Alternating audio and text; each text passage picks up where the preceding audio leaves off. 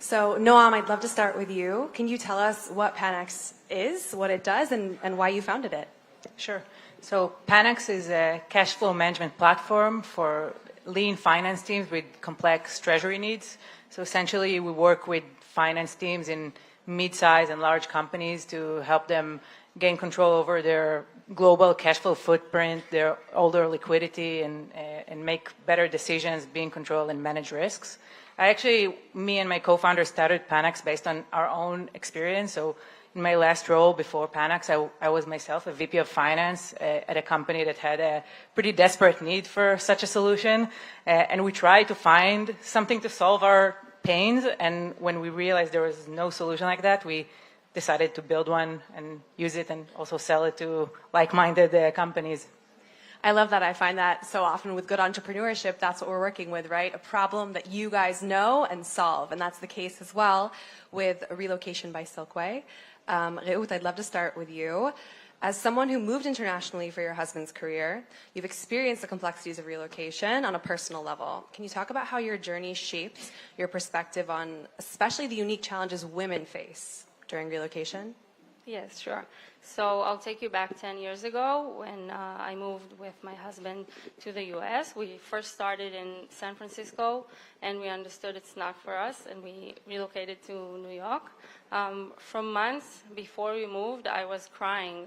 I couldn't understand why we need to move, and I felt like a follower.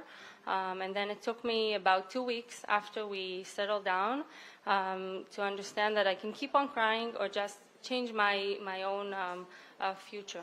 And then I joined a cybersecurity company. I was the head of HR and operation, and the company became a multinational company, was acquired, and was an amazing journey for me, and it was a huge opportunity for my career.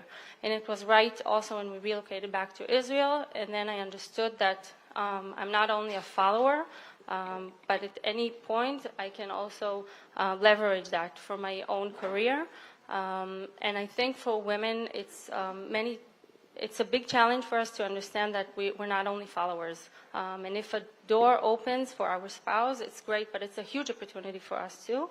And we need to go with the flow and take it.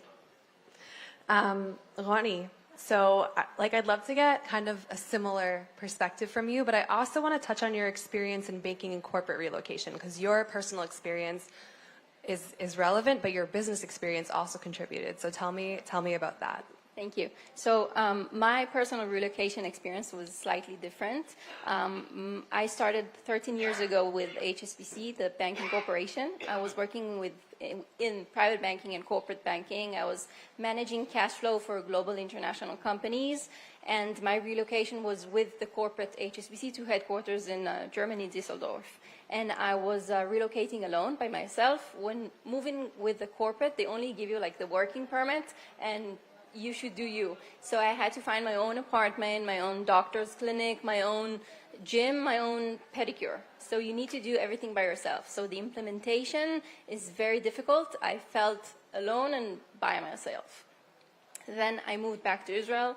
I transferred to Julius Baer, which is a Swiss banking wealth management. And I was managing private families' wealth. And most of them are Jewish, and they eventually did Aliyah.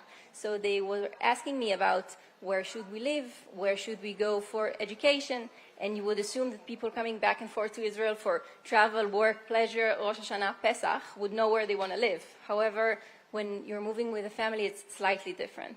So I was giving contact for immigration lawyers and schools and whatnot. And at that point, I was pregnant with my fourth child. And by the way, Reut has 3. And so I understand I needed some more flexibility on my day-to-day life. Surprisingly, Reut felt the same. And that's how Relocation by SilkWay was established. Because we understood that no one is the same. And each family has its own specific needs. And it's not a one product fits all. I'd love for us to get deeper into kind of how your personal experiences have impacted your business decisions and your entrepreneurship. So Noam, I would love for you to fill us in on how your experience as an Olympic athlete contributes to your Olympic athlete, guys. Did you hear? She's an Olympic athlete. So tell us how that contributed kind of to your entrepreneurship. Sure. So yeah, so even when you say the word Olympic athlete, everyone thinks about winning and medals, but I think actually the flip side of that is what helped me. Actually learning to fail and deal with failure and learning from these failures. As an athlete, you confront it on a daily basis. Every match you either win or you lose, and hopefully you win more than you lose, but everyone loses and everyone fails, and I think the ability to learn from it, adapt, and keep going is something that I see a direct parallel to entrepreneurship, to basically you fail on a daily basis. You try to do something that's innovative, that no one has done before, and the road to winning in that is also to fail and to learn from these failures. So that's what I think I learned a lot from that process. Do you have a good example maybe of like either a business or an Olympic failure that like really sticks out for you as a moment that taught you a lot? I mean, I think every competition that you lose is similar to, I still today, right, we're selling the product, but sometimes we lose deals, right? So you jump on calls and you realize that this is not the right solution, and the understanding of the same way like with the fencing, like why did you lose? What happened? What can I do better to improve? So why did this customer didn't want our solution is something that, I try to also work with our team to always learn from it and keep going and improving. So this is kind of for everyone, but let's start with Reut. So I would love to know what advice you have for other women entrepreneurs. We know that it can be a tough field out there for women. We know women get a lot less funding, VC funding than men. How do women make it in the wide world of startups? So for me, what worked is to understand my relative advantage, to understand where my experience, my personal experience, can leverage for others.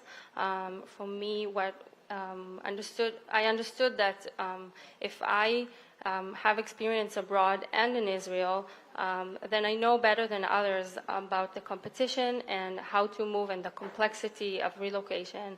And for women out there, I think every person needs to look where their own experience can leverage. Do you want to add on to that, Rony?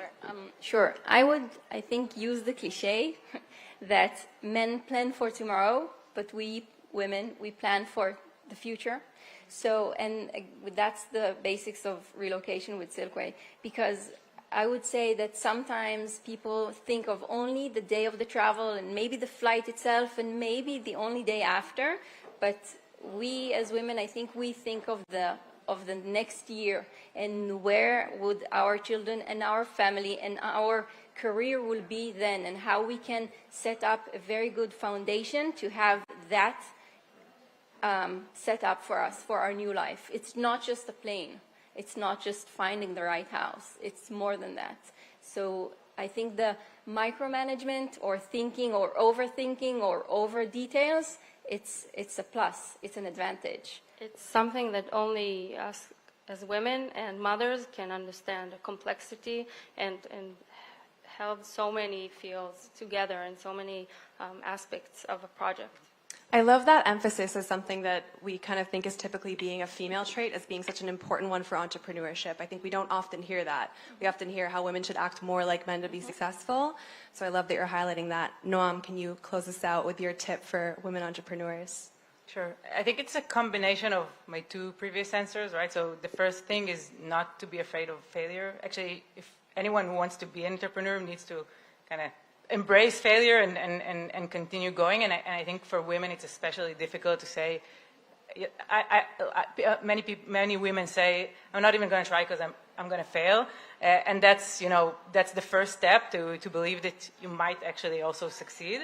And the second is just to think critically. I think my colleagues in this panel also told their story nicely of problems and identifying that there are gaps and there needs to be some solutions, and believing that we have the solution and we can work to build it. I think the combination of these two things is a critical thing for succeeding. Rony, Reut, Noam, thank you so much. Thank you. Thank you.